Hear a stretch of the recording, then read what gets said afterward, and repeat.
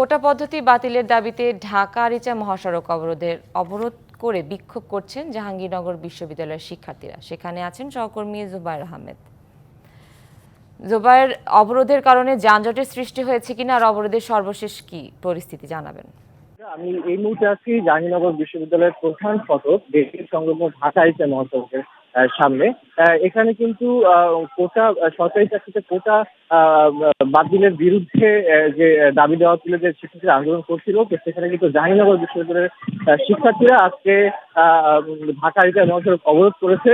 তাদের পূর্ব ঘোষিত সিদ্ধান্ত অনুযায়ী কিন্তু তারা সকাল 11টা থেকে তারা এই কর্মসূচি শুরু করেন এবং বেলা দুপুর 1টা পর্যন্ত তারা কিন্তু এই কর্মসূচি চালিয়ে যাবেন বলেও তারা জানিয়েছেন।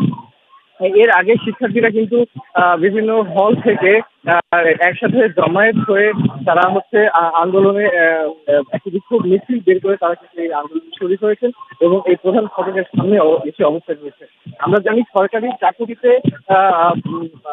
চাকরিতে কোটা পদ্ধতি নিয়ে যে 2018 সালের যে পরিপদ্ধতি রয়েছে, সেটি আসলে বাতিল করে দেয় হাইকোর্ট এবং সেই রায়ের বিরুদ্ধে আপিল বিভাগ থেকে পুনরায় রায়টি বহাল রাখার সিদ্ধান্ত হয়েছিল।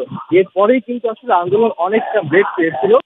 আমরা দেখতে পাচ্ছি এদিকে অবরোধের ফলে রাস্তার উভয় পাশে কিন্তু একটা যানজটের সৃষ্টি হয়েছে খানিকটা জায়গা জুড়ে। এতে করে উত্তরবঙ্গ সহ দেশের বিভিন্ন প্রান্তের দূরপাল্লার যানবাহনগুলো ভোগান্তির মুখে পড়েছে।